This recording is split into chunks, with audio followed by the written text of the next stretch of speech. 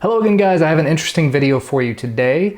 As you can see from the video that I'm showing you now, I made a bit of a purchase. When I was at CES earlier this year, I stumbled upon a device, the Sony FDR-AX33. It's a 4K camcorder and it is just under $1,000, which to get 4K quality is a ridiculous entry point for that. So just very quickly, let's run through what comes in the box. Here you can see you have the power cable, you've got a USB extender cable, you have an HDMI cable. It's HDMI to like a micro HDMI, so if you want to put out to an HDMI monitor, you should be able to do that. You've got the other part of the AC adapter there, so you can always hook it up to the wall. Of course, you got that battery. It's a little under 2,000 milliamp hours, and it sticks a little bit far out of the back of the device. And as you might expect, of course, you've got the device itself, the FDR-AX33. And as with most camcorders nowadays, of course, it comes with a flip-out touchscreen. This one specifically does 4K video. It's got an external microphone jack. It's got a headphone jack. It takes an SD card, and I believe it will also do a memory stick, but feel free to correct me if I'm wrong there.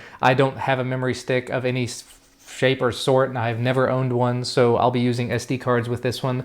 However, I did go ahead and pick up an SD card when I purchased it because from what I understand, this does record 60 megabits per second, but also 100 megabits per second, which is a massive step up from the DSLR that I was using previously.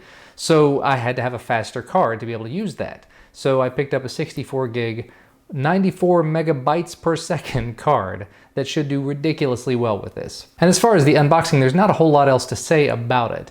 Other than that, the real thing to talk about is the actual usage of the device. One of the things that really drew me to this device, other than it being a 4K camcorder for less than $1,000, is the optical image stabilization that's built into it. It's called BOS. I can't remember what it stands for, the B stands for, but it's something optical stabilization system, and it is just ridiculous. When they showed it on the CES stand, they actually had it going up and down and left and right all around, and you can kind of see it from the clip that I've got showing here, where the inside of the lens moves around a significant amount to compensate. I'm not going to be using it all that much, but from the clips I've seen people walking around with the camcorder, does absolutely fantastic. And to be able to plug, actually I can plug this microphone here directly into it and it will work, but unfortunately the cable I've got for it currently is only about 3 feet long, so I can't get it over there. And if you had not guessed already, because I almost gave it away there, I've been recording on it this whole time. Now, looking at the footage side by side with my DSLR footage, it's definitely not quite the same caliber of footage. It doesn't have that really shallow depth of field because I'm not sitting very close to the camera. It doesn't have as much contrastiness, but I can add a lot of that in post. I can fix a lot of the colors in post. Realistically, this is doing an awful lot of auto everything. I set everything to manual for some tests I did earlier, but when I came back to it this time, everything went back to auto. So I don't know if this is going to become a primary camera for me for all the videos that I do day in, day out.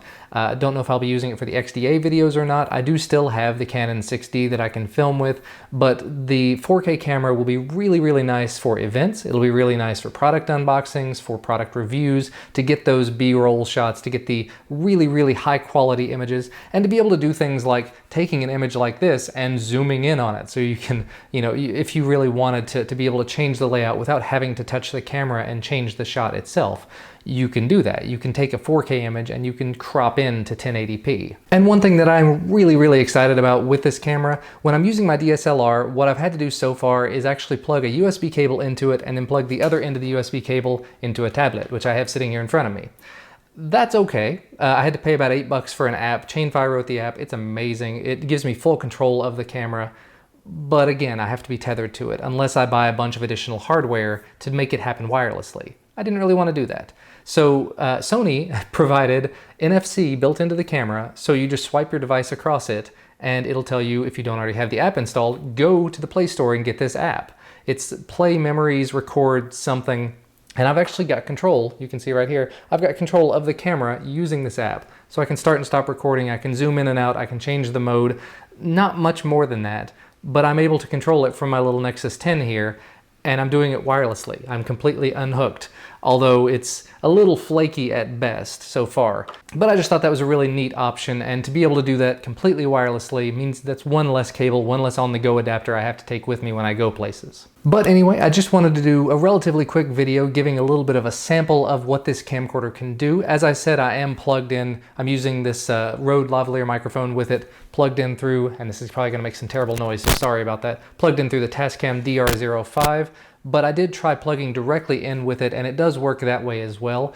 One of the questions I asked during CES was, can I plug in a microphone that requires phantom power? Is it gonna work? And I got a lot of back and forth wishy-washy, I don't know kind of answers, so I wasn't really sure. So I am very, very pleased and pumped to see that I was able to do that. So I might be looking into an extender cable for this to be able to get a little farther away from it so I don't have to use this Tascam, but it's so ingrained in me to use it now that it's not really a big deal to do it. But yeah, let me know what you think about this video quality. Let me know what you think about this video, this camcorder. If there's anything you know about it that I don't know about it perhaps, I'm definitely still within the return period at B&H, so I could always return it if I wanted to. I will put a link to where you can purchase one yourself down below if you're interested in it. But that's going to be about all from me for today. Remember, if you like this video, please leave me a like down below the video and subscribe to receive more content as soon as it becomes available. Probably be a lot more videos coming from this camera in particular.